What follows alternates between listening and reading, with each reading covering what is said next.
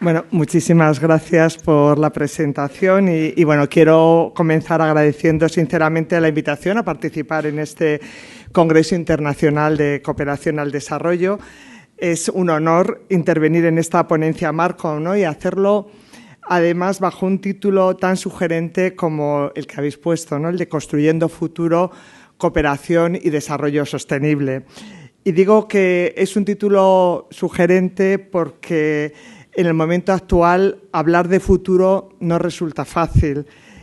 Sin embargo, considero que es una necesidad intelectual, ética y política. Vivimos un tiempo de cambios profundos, de coyuntura crítica, de cambio de época, un tiempo de interregno en el sentido que evocaba el filósofo italiano Antonio Gramsci, en el que señalaba que es un tiempo en el que lo viejo no termina de morir y lo nuevo no termina de nacer. Y en ese claroscuro histórico proliferan los monstruos. Monstruos encarnados hoy en la incertidumbre, en la violencia, en las derivas autoritarias. Estamos sin duda en un momento de ruptura. Asistimos a un ataque sin precedentes del sistema multilateral que tanto costó construir después de la Segunda Guerra Mundial, un sistema concebido precisamente para encauzar los conflictos por vías pacíficas, negociadas y regidas por normas.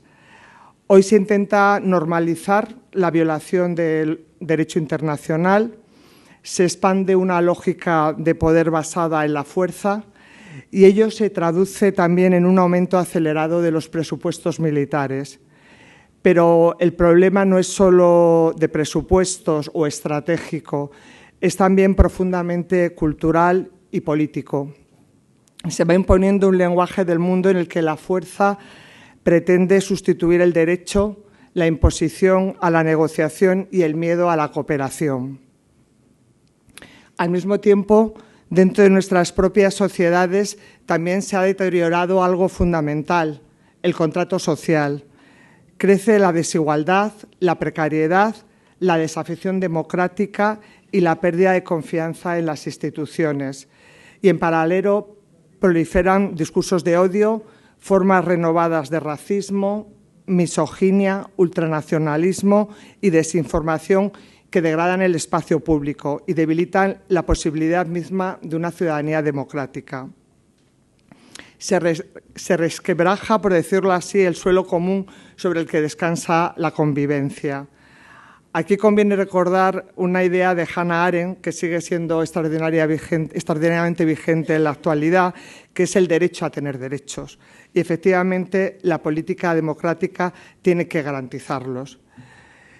Eso es precisamente lo que se pone en riesgo cuando el contrato social se erosiona y amplios sectores de la población perciben que ya no están protegidos, reconocidos ni escuchados. Entonces, ante este panorama, cabe preguntarse qué papel pueden desempeñar hoy la cooperación al desarrollo y la educación para la ciudadanía global en un mundo marcado por la violencia, la desigualdad, el militarismo, el debilitamiento de la democracia y el estrechamiento del espacio cívico. Y la respuesta es que precisamente en este contexto la cooperación al desarrollo y la educación para la ciudadanía global son más necesarias que nunca. No son un lujo en tiempos estables ni un añadido moralmente prescindible. Son más bien una brújula y un dique. Una brújula porque ayudan a orientarnos en un mundo confuso, un mundo en cambio. Y un dique porque contienen la normalización del miedo, de la desigualdad y de la violencia. Ambas son herramientas estratégicas si queremos transitar hacia un modelo de desarrollo sostenible centrado en las personas, capaz de sostener el contrato social, renovado y un orden internacional basado en normas, derechos y responsabilidades compartidas. Son, en definitiva, políticas de futuro. Voy a organizar mi intervención en 4 ideas principales, ¿no? La primera, la importancia de la política pública de cooperación al desarrollo. La segunda, algunas reflexiones sobre hacia dónde debería orientarse la cooperación al desarrollo en el futuro.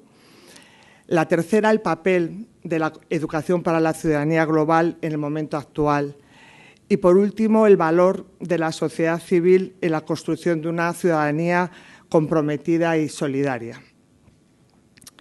Pues bien, la primera idea, la cooperación al desarrollo como una política clave, que me gustaría subrayar es que la cooperación al desarrollo debe ser entendida como una verdadera política pública, con rango estratégico, dotación suficiente, vocación transformadora y coherencia con el conjunto de la acción del Estado. La Ley 2023 de Cooperación para el Desarrollo Sostenible y la Solidaridad Global lo expresa con claridad al definir esta política como parte central de la acción exterior y al dotarla de una visión transformadora vinculada a la solidaridad, los derechos y los grandes desafíos globales. Esto es importante porque durante demasiado tiempo la cooperación fue contemplada desde miradas restringidas, miradas que la mostraban como una política marginal o secundaria, como un ámbito reservado a especialistas o fácilmente sacrificable cuando llegan tiempos de crisis. Pero la cooperación no es beneficencia ni caridad institucional. Es una política pública de justicia, corresponsabilidad y estabilidad compartida. Y esto conviene destacarlo hoy, cuando a veces se intenta presentar la cooperación como un gasto prescindible, como una política ingenua o como una práctica ideológica desvinculada de los intereses reales de nuestras sociedades. La cooperación expresa una idea de Estado, de sociedad y de responsabilidad internacional. Debe pensarse como una política orientada a ampliar derechos, reducir desigualdades, sostener bienes públicos globales, fortalecer las capacidades públicas y democráticas y acompañar procesos de cambio social desde una lógica de partenariado y corresponsabilidad. Y por eso tiene hoy una relevancia estratégica. Y la tiene, en primer lugar, porque vivimos en un mundo de interdependencia global. Los grandes desafíos de nuestro tiempo, como la crisis climática, las desigualdades, las migraciones forzadas, la inseguridad alimentaria o los conflictos armados, no pueden resolverse desde el ámbito nacional ni desde la lógica de sálvese quien pueda. Un ejemplo muy claro lo vimos durante la pandemia. Bastó una crisis sanitaria global para comprobar hasta qué punto las sociedades dependen unas de otras. Cuando hubo competencia por las vacunas, cierres unilaterales y acaparamiento de suministros, se hizo visible el fracaso de las respuestas exclusivamente nacionales. Y al mismo tiempo se evidenció que la salud global, los sistemas públicos de cuidados y la investigación compartida son bienes públicos globales que requieren cooperación y no repliegue o retroceso. También lo vemos cada vez que una sequía prolongada, una inundación o un ciclón golpean territorios ya muy vulnerables. Pensemos, por ejemplo, en el Sahel, en el Cuerno de África o en Mozambique, crisis climáticas que se enfrentan con inseguridad alimentaria, desplazamiento, pérdida de medios de vida y conflictividad. Ahí la cooperación no es un gesto accesorio, es una herramienta para evitar la emergencia, para evitar que la emergencia se convierta en un colapso social. En segundo lugar, la cooperación importa porque encarna una idea de universalismo moral que hoy debemos reivindicar. No un universalismo jerárquico o impuesto, sino un universalismo que se sustenta en el principio de que toda vida humana tiene dignidad, que toda persona debe poder ejercer sus derechos y que no podemos naturalizar el sufrimiento evitable de otros pueblos como si no nos concerniera. Y aquí conviene poner rostro a esa afirmación cuando miramos a Gaza, Sudán, Ucrania, Líbano o otras tantas crisis prolongadas. Lo que está en juego no es una estadística abstracta, son vidas concretas, familias desplazadas, escuelas destruidas, sistemas sanitarios colapsados, niños y niñas que crecen en contextos de guerra o de extrema fragilidad. Y nombrar estas situaciones no es un gesto retórico, es recordar que la indiferencia también es una forma de fracaso político. En tercer lugar, la cooperación sostiene una cierta idea de orden internacional basado en reglas, derechos y responsabilidades compartidas. En un momento en el que el multilateralismo se debilita y la fuerza parece imponerse sobre la norma, la cooperación recuerda que la convivencia internacional no puede construirse únicamente desde la competencia geopolítica, la disuasión militar o la defensa exclusiva del interés propio. Y aquí hay otro ejemplo importante. Cada vez que se refuerzan programas de salud primaria, sistemas educativos públicos, protección social o acceso al agua y al saneamiento, lo que se está fortaleciendo no es solo un proyecto sectorial, se está reforzando la capacidad de una sociedad para sostener la vida, para prevenir violencias y para reducir desigualdades, que de otro modo pueden alimentar conflictos y exclusiones. A veces olvidamos que abrir un centro de salud, garantizar agua potable o apoyar un sistema de becas para niñas puede ser tan decisivo para la seguridad humana como cualquier debate geopolítico. En cuarto lugar, conviene decir algo que a veces cuesta afirmar con claridad. La cooperación también responde a un interés mutuo bien entendido, porque prevenir es más eficaz que llegar tarde, porque invertir en derechos, en cohesión social, en instituciones legítimas, en igualdad y en sostenibilidad resulta mucho menos costoso en términos humanos, políticos y económicos que gestionar después el daño acumulado mediante respuestas de emergencia, militarización o reconstrucción tardía. Tenemos la experiencia de que en un territorio en el que durante años no se invierte en prevención de conflictos, en mediación comunitaria, en oportunidades para la juventud o en sistemas de protección social, con mucha probabilidad, años después se producirá desplazamiento forzado, será preciso una intervención humanitaria de urgencia y la reconstrucción será mucho más cara y compleja. Por eso, cuando hablamos de cooperación al desarrollo, hablamos de solidaridad, de justicia, de estabilidad, de seguridad humana y de bienes públicos globales. Hablamos, en definitiva, de una política que contribuye a construir condiciones de vida digna y de paz sostenible. Y aquí me parece importante insistir en algo. La cooperación no debe entenderse como un simple flujo de recursos entre un norte que da y un sur que recibe. Esa imagen es hoy en día insuficiente y resulta claramente obsoleta. La cooperación debe entenderse como un espacio para la acción colectiva, capaz de articular corresponsabilidad, aprendizaje compartido, alianzas y respuestas comunes ante los desafíos también comunes. Desde esta perspectiva, esta política pública importa porque protege derechos, reduce desigualdades, fortalece capacidades públicas, previene conflictos y acompaña procesos locales. En suma, la cooperación como política pública es un pilar esencial para imaginar y construir modelos de desarrollo que no reproduzcan las mismas dinámicas que nos han llevado a esta crisis civilizatoria, sino que abran caminos hacia sociedades más justas, igualitarias y sostenibles. La segunda cuestión que quiero plantear es esta. Si aceptamos que la cooperación es una política pública clave, entonces tenemos que preguntarnos qué tipo de cooperación necesitamos hoy. Y me gustaría señalar algunos ejes que considero fundamentales. En primer lugar, es preciso profundizar en un enfoque de bienes públicos globales.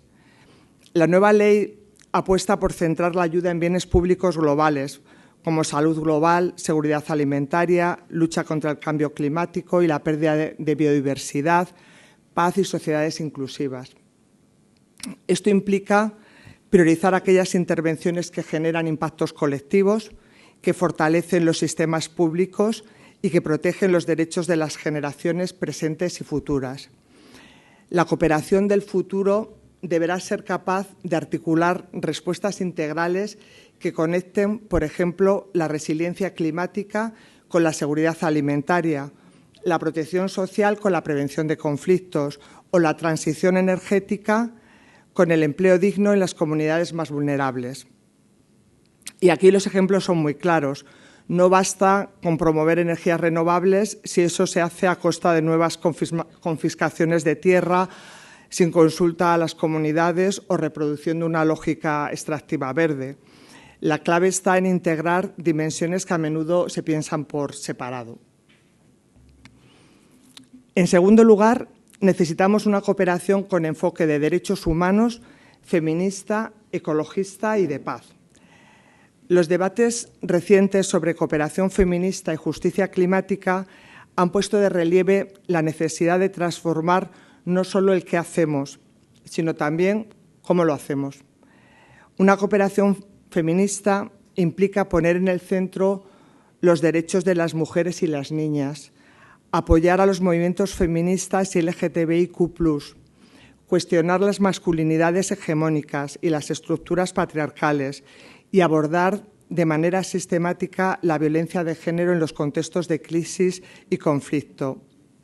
Si queremos ilustrarlo con un ejemplo muy concreto, pensemos en un programa de reconstrucción tras una crisis que se limita a rehabilitar las infraestructuras y a reactivar la economía sin preguntarse quién cuida, quién accede a los recursos, quién participa en las decisiones o quién queda expuesta a mayores violencias.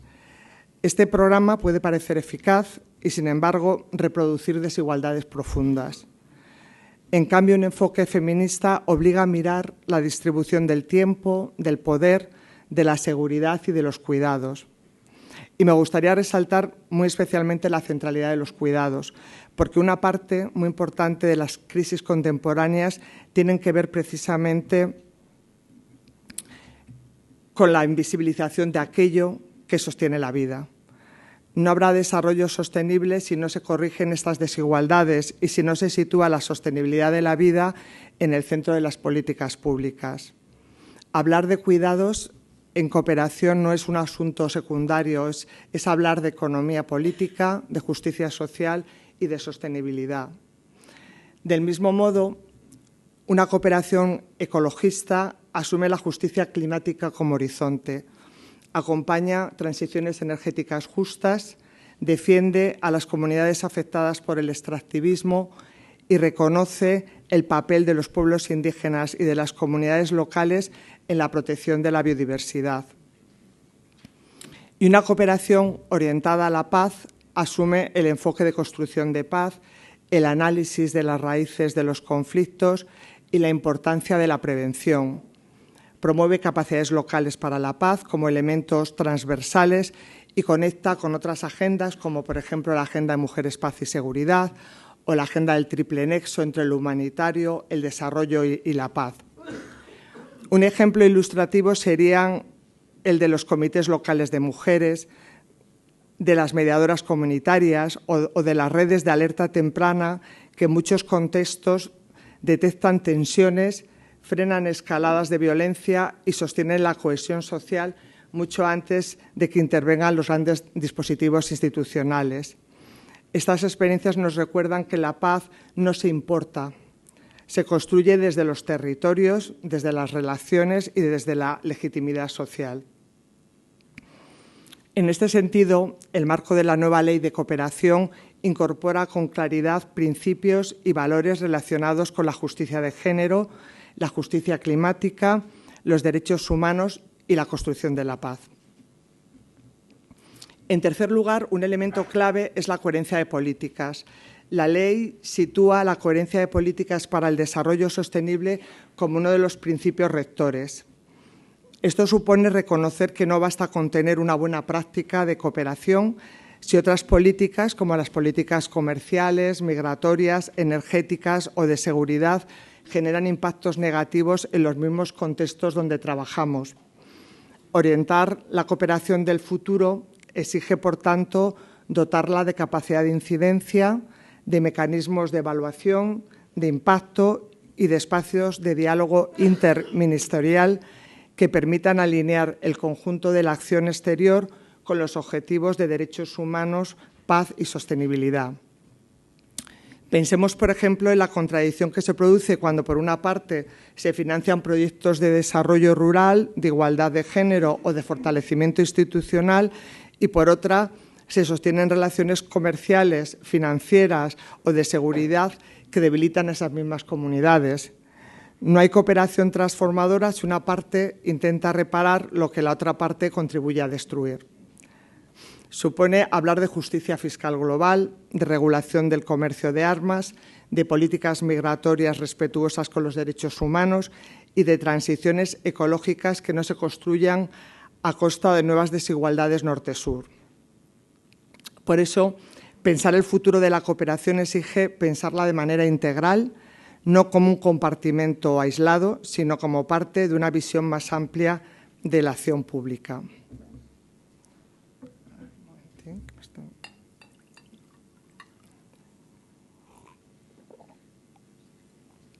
En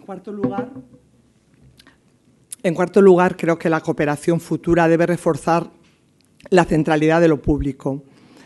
La pandemia nos dejó una lección muy clara: sin instituciones públicas robustas, sin sistemas de salud y educación, sin protección social y sin capacidades estatales democráticas, las sociedades quedan mucho más expuestas a la crisis y aumenta su vulnerabilidad. Por eso, fortalecer lo público significa reconocer que no hay desarrollo sostenible sin servicios básicos, sin mecanismos de protección y sin instituciones capaces de garantizar los derechos. En quinto lugar, se debe garantizar una financiación suficiente, estable y previsible. Ninguna política pública estratégica puede sostenerse sobre la inestabilidad financiera. La cooperación necesita recursos, planificación plurianual y capacidad de ejecución, pero también calidad de gasto, evaluación, aprendizaje institucional y rendición de cuentas. La cantidad importa, pero también el para qué, el cómo y el con quién. Y aquí también conviene ser muy concretos, ¿no? Y muy concretas, ¿no?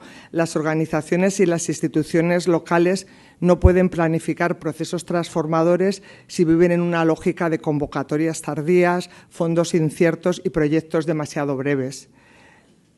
La paz, la igualdad o el fortalecimiento institucional no se construyen en 6 meses. Requieren tiempo, confianza, continuidad y capacidad de sostener relaciones. En sexto lugar, es preciso reconocer el valor de la cooperación descentralizada y de la diversidad de actores. España cuenta en este ámbito con una fortaleza singular. La cooperación autonómica y local, el tejido de ONGs, las universidades, los sindicatos, las organizaciones feministas y los movimientos sociales forman parte de un ecosistema rico y plural que la ley reconoce como un activo de la cooperación española. Y esto es un rasgo muy valioso porque acerca la cooperación a la ciudadanía. Cuando una comunidad autónoma, un municipio, una universidad o una organización social impulsa proyectos de cooperación, no solo moviliza recursos, también moviliza vínculos, aprendizaje y cultura democrática. La cooperación deja de ser una política lejana y se convierte en una experiencia social con arraigo territorial. En séptimo lugar, necesitamos una cooperación menos tecnocrática y más política.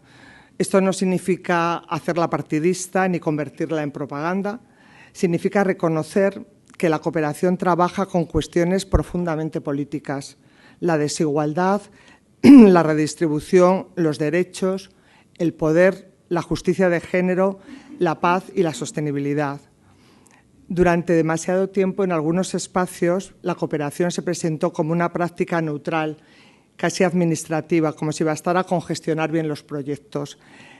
Pero la cooperación es mucho más que la gestión, también es orientación normativa y una manera de responder a la pregunta de qué vidas cuentan, cuáles son las prioridades y qué futuro queremos construir. Un ejemplo sencillo: no es lo mismo diseñar un proyecto pensando únicamente en indicadores de ejecución que diseñarlo preguntando quién participa, quién decide, quiénes quedan fuera y qué relaciones de poder están operando. La diferencia entre ambas aproximaciones no es técnica, es profundamente política. Y por último, creo que la cooperación del futuro debe ser también más horizontal, más dialogante y más abierta a la pluralidad de saberes. Necesitamos superar viejas inercias paternalistas y abrir espacios a conocimientos diversos, a las experiencias locales, a las voces del sur global y a los actores que durante mucho tiempo fueron considerados únicamente beneficiarios y no sujetos de conocimiento y de acción política. Esto vale tanto para la formulación de políticas como para la producción de conocimiento. Quien vive un conflicto, una crisis climática o un proceso de exclusión conoce las dimensiones de esa realidad, que no pueden captarse solo desde los despachos o desde los marcos técnicos. Escuchar estos saberes no es un gesto decorativo, es una condición de pertinencia, de legitimidad y de eficacia.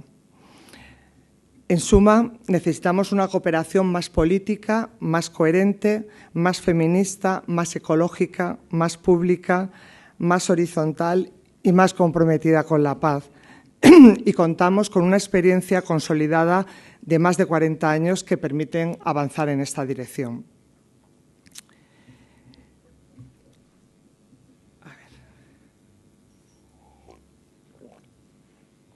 Paso ahora al tercer bloque, la educación para el desarrollo sostenible y la ciudadanía global, que la Ley de Cooperación reconoce como un instrumento para la transformación ecosocial de nuestras sociedades.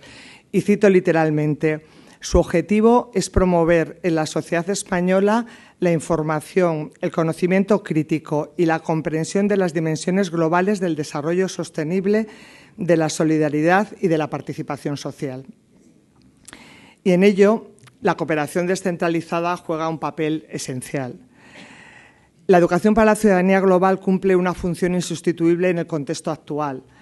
Un contexto marcado por el auge de los discursos de odio, el racismo y la xenofobia, por la expansión de la desinformación y de las teorías conspirativas, por la normalización de la violencia, como ya he mencionado, política y simbólica en el espacio público y digital, y por la multiplicación de los conflictos internacionales. La educación para la ciudadanía global resulta hoy especialmente importante porque frente a los discursos de odio, esos discursos que están hoy en auge no son opiniones extremas, funcionan también como marcos que simplifican, polarizan y erosionan la convivencia. Y frente a eso, la educación para la ciudadanía global puede ofrecer algo decisivo, puede ofrecer escucha, diálogo, capacidad de argumentación, pensamiento crítico, reconocimiento del otro y de la otra y defensa de los derechos humanos. Es una educación clave porque amplía horizonte, cuestiona privilegios, desmonta simplificaciones y habilita a la ciudadanía para comprender el mundo y actuar sobre él. Es una educación que ofrece herramientas para comprender la complejidad del mundo en el que vivimos, ayuda a conectar lo local con lo global, permite analizar las causas estructurales de la desigualdad, de la violencia y de la exclusión y enseña a reconocer derechos, pero también a preguntarse por qué esos derechos no siempre se garantizan.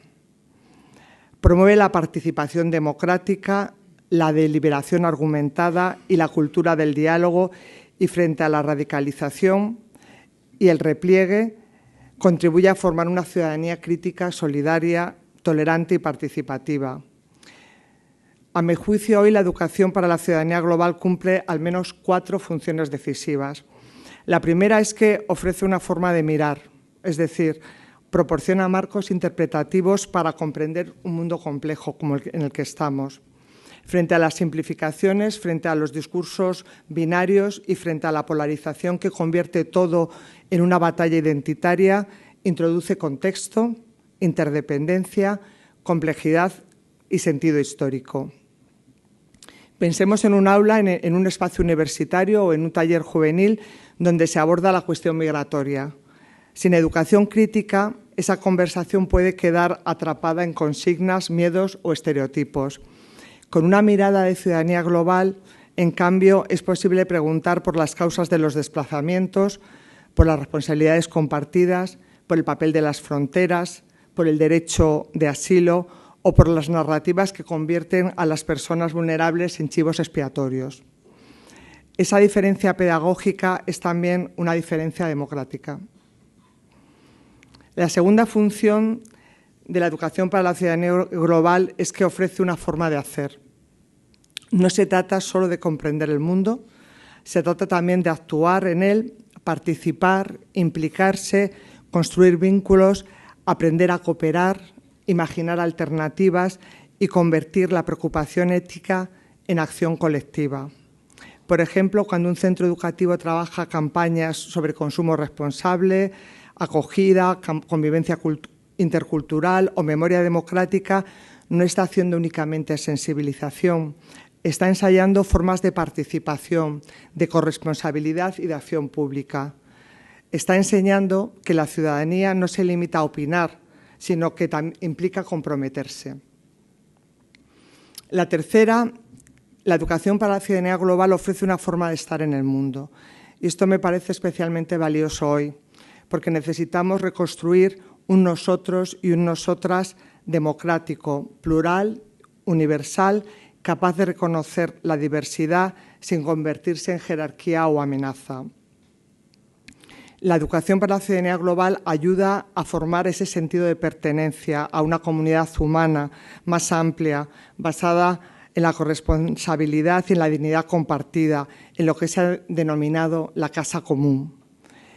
Y aquí las metáforas importan. Frente a quienes levantan muros, esta educación enseña a tender puentes. Frente a quienes convierten la diferencia en amenaza, enseña a verla como una condición de convivencia democrática. Frente a quienes reducen la política a enfrentamiento permanente, recupera la idea de lo común. La cuarta función es que la educación para la ciudadanía global es una pedagogía de la esperanza. No una esperanza ingenua, sino una esperanza crítica, activa y movilizadora. En un contexto saturado de miedo, cinismo y fatalismo, educar también es ayudar a imaginar que las cosas pueden ser de otro modo. Educar es abrir horizontes, generar agencia y fortalecer la capacidad de intervenir en la realidad sin resignarse a ella. Porque, como Paulo Freire nos recuerda, la educación no transforma el mundo por sí sola, pero sí transforma a las personas que pueden transformarlo. Y eso es exactamente lo que está en juego hoy. Por último, quisiera detenerme en el papel de la sociedad civil, porque es el espacio en el que la cooperación al desarrollo como política pública y la educación para la ciudadanía global como herramienta de formación democrática se concreta y adquieren legitimidad. Las ONGs, las organizaciones feministas, los movimientos sociales y otros actores de la sociedad civil son socios estratégicos, dado que la sociedad civil organizada ha sido históricamente un actor clave en la defensa de los derechos y de la solidaridad internacional. La sociedad civil aporta al menos 3 elementos esenciales. Primero, observa y ofrece evidencias cuando se producen violaciones de derechos humanos, denuncia las consecuencias de las guerras, del extractivismo y de las desigualdades y exige responsabilidades a gobiernos y empresas por su actuación. En segundo lugar, la sociedad civil realiza propuestas innovadoras, genera alternativas, promueve experiencias transformadoras e impulsa nuevas formas de economía social y solidaria, de organización comunitaria, de cuidado y de resiliencia frente a las crisis. En tercer lugar, hace pedagogía social, sensibiliza, forma, moviliza y construye ciudadanía, conectando las agendas globales con las luchas locales y tejiendo puentes entre realidades diferentes. Por lo tanto, las organizaciones de la sociedad civil generan sentido, movilizan, construyen comunidad, producen conocimiento, interpelan al poder y abren espacios de participación y compromiso. En momentos de polarización y de retroceso, la sociedad civil cumple además una función insustituible de mediación democrática. Teje vínculos allí donde se impone la fragmentación, sostiene redes allí donde avanza la desconfianza, construye solidaridad allí donde crece la indiferencia y defiende derechos allí donde se normaliza su erosión. Y esto me parece particularmente importante hoy porque una ciudadanía comprometida no nace de manera espontánea, se construye, se aprende y se practica en organizaciones, movimientos, asociaciones, plataformas, espacios educativos, redes de barrio y colectivos feministas, ecologistas, pacifistas y de derechos humanos. Es en esos espacios donde se aprende que la democracia no se reduce al voto, que los derechos se defienden colectivamente y que la solidaridad no es paternalismo, sino reciprocidad y compromiso.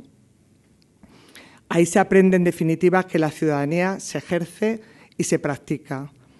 Por eso, fortalecer la sociedad civil es una apuesta estratégica y democrática.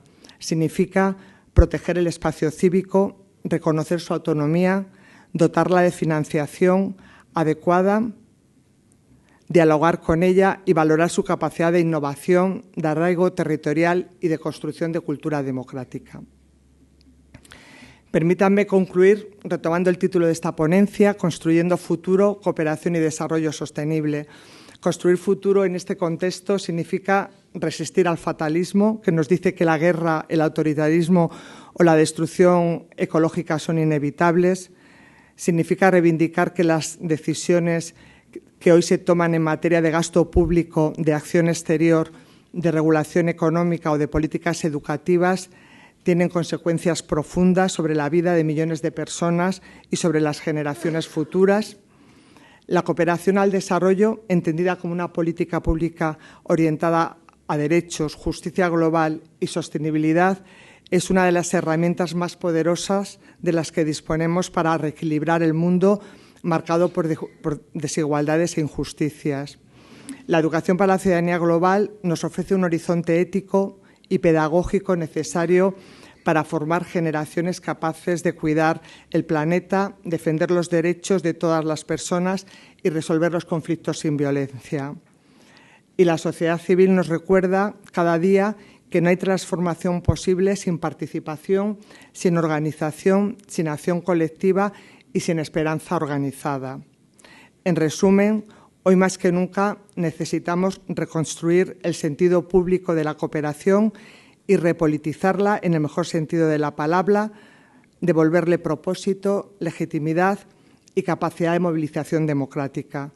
Necesitamos una educación que no reproduzca el miedo, sino que forme en criterio, empatía y responsabilidad. Y una sociedad civil fuerte que recuerde que la democracia no se hereda, se ejerce, se cuida y se defiende. En definitiva, construir futuro hoy significa afirmar algo muy básico pero muy importante. Frente al rearme, la cooperación. Frente al odio, la educación. Frente a la fragmentación, la sociedad civil. Frente a la resignación, una esperanza crítica capaz de organizarse y actuar. Muchas gracias.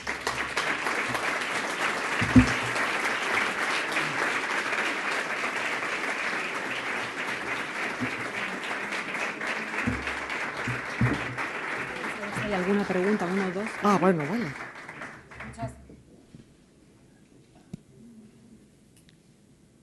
Muchas gracias, Manuela. Y antes de que bajes, queríamos preguntar o aprovechar que la tenemos aquí para hacer una o dos preguntitas. No hay para mucho más porque vamos con los tiempos justos, pero creo que es una oportunidad por si alguien del público quiere preguntar algo. Antes de agradecerle, ¿hay alguna pregunta? Yo sé que esto de romper aquí... Espera, que te paso micrófono.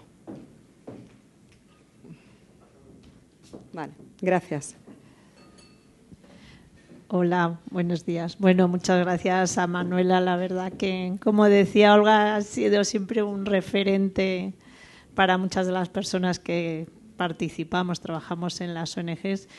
especialmente, bueno, yo tengo que decir desde el ámbito de lo que antes llamábamos educación para el desarrollo, ahora educación para la ciudadanía global, transformadora, o como la queramos llamar. Siempre pues tus manuales, tus libros han sido como una inspiración, ¿no?, de las que hemos aprendido muchas personas. Y justo te quería preguntar por esto último, ¿no?, porque parece que en nuestro sector, bueno, hay un consenso de la importancia, de la relevancia de la educación para la ciudadanía global, pero siempre ha quedado como un poco relegada, ¿no? A veces decimos, es como la hermanita pobre de la cooperación, ¿no? Es como la que... Y creo que además hoy en día como que a veces se está cuestionando, ¿no?, más que nunca. Parece que no se ve que es tan necesario a veces o no es tan vistosa, digamos, como los proyectos de cooperación, las acciones que se hacen. Y bueno, te quería preguntar un poco por qué crees que, o sea, si tenemos la idea esta de que es tan necesaria, ¿por qué al final siempre parece como que la dejamos así un poco más relegada en un segundo plano cuando, tú lo has dicho, hoy en día creemos, muchas estamos convencidas de que es más importante que nunca, ¿no?, esta concienciación de la ciudadanía para que no perdamos la esperanza, para que no nos dejemos de movilizar? Bueno, no sé, ¿cómo ves tú también este panorama? Porque es un poquito incierto y me gustaría saber tu opinión.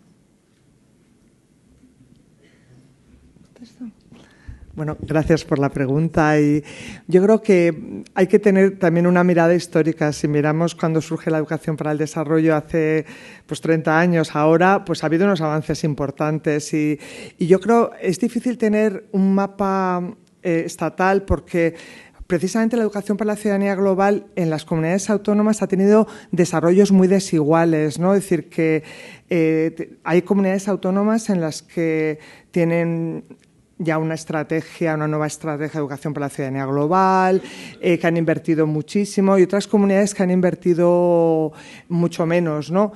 Y eso, digamos, bueno, responde a las realidades territoriales, pero creo que también hay toda una experiencia y todo un saber que se puede aprovechar y se podría fortalecer unas comunidades con otras. O sea, encuentros como estos, ahora viene una mesa sobre cooperación descentralizada, creo que son súper importantes precisamente para hacer una transferencia de experiencias de unas comunidades a otras, porque hay comunidades que invierten tanto, digamos, lo tienen muy integrado con la cooperación al desarrollo, y porque en otras comunidades se considera algo cuestionable o está amenazado, etcétera, ¿no?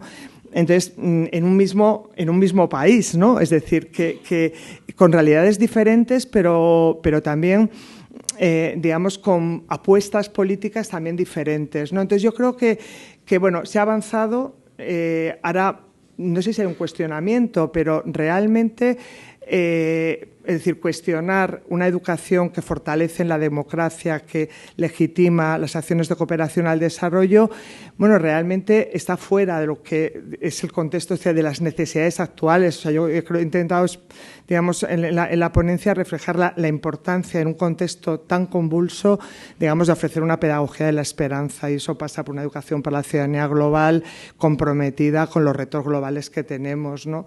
Así que, bueno, ya que hay aquí autoridades políticas, pues animarles a que apuesten por la educación para la ciudadanía global, porque realmente creo que es una apuesta por la democracia, realmente, y es más importante que nunca en este momento fortalecerla, ¿no?, y consolidarla. Gracias, Manuela. No sé si hay alguna pregunta más. Sí, ahí al fondo. Hola, buenas. Te hago una pregunta que me pareció súper interesante. Perdóname la interrupción. Sería muy bueno, si es posible, que os presentéis. Mi nombre es Caterina. Gracias. Vale. Dijiste un tema que a mí me interesa mucho, que tiene que ver con los discursos de odio. Los discursos de odio están generalizados a nivel global y más en el norte. Cómo la cooperación al desarrollo, que va en contra de estos discursos de odio, enfrenta a esta gran masa de discursos de odio que va creciendo y a la vez se va institucionalizando. Hablo institucionalizando ya que líderes que nos representan llevan un discurso de odio que va en contra del trabajo que nosotros hacemos. Entonces, es tremendamente difícil trabajar con ese discurso que dan los líderes y representantes políticos a nivel internacional, nacional, y que de alguna manera la cooperación al desarrollo está luchando contra corriente. Entonces, ¿cómo enfrentamos estos discursos de odio que han tomado las comunicaciones, han tomado los medios, y tú ves a un niño de 14 años, en vez de tener un discurso de paz y solidaridad, empatía, tiene un discurso de segregación y odio repetido como un loro empapado de esta comunicación que se lo está tomando todo. Y me parece tremendamente preocupante, porque esto va creciendo y va creciendo, y nosotros somos unos peces que estamos luchando contra la corriente. Nosotros trabajamos con población migrante, trabajamos con población del sur global. Entonces, para mí es tremendamente preocupante que los jóvenes tengan este discurso apropiado de la institucionalización del odio. Eso. Gracias, Caterina, por la pregunta. No sé si te puedo responder. Mira, el tema de los discursos de odio para nosotras es fundamental, como tú has señalado. De hecho, en CEIPAD lo estamos trabajando porque es más allá de una opinión extrema, como he comentado. Son marcos culturales que definen, prescriben conductas, comportamientos, legitiman digamos, la relación con los otros, con las otras, ¿no? Y por lo tanto creo que es un tema esencial, ¿no? Y creo que debe pasar parte a la prioridad de las organizaciones del trabajo de la educación para la ciudadanía global, digamos, abordar cómo contrarrestar estos discursos y sobre todo ofrecer a nuestros jóvenes otras narrativas, otros discursos, otras formas de ver la realidad, porque el lenguaje construye realidad y esa forma de nombrar, esa forma de normalizar ciertos comportamientos, de crear chivos expiatorios es muy preocupante para las sociedades democráticas en la actualidad. Y hay mucha inversión en odio, y hace falta mucha inversión en paz, en solidaridad. Entonces, yo creo que es una de las prioridades, por lo menos para nosotras en CEIPAD, es una de las prioridades en este momento, es abordar esta cuestión y ver cómo se puede, no sé si contrarrestar, pero cómo poner en el centro un discurso de la solidaridad, de la democracia, de la justicia, ¿no? Es decir, que es lo que tiene que estar en el centro si creemos en un proyecto de progreso, en un proyecto de futuro. O sea, el odio nos lleva a autodestruirnos, no nos lleva a ningún lado, nos lleva a destruir a otra parte. Y digamos, queremos un mundo, una casa común en el que haya espacio para todos y para todas, ¿no? Y por eso debe ser una prioridad, y muchas gracias por traerlo aquí a este congreso.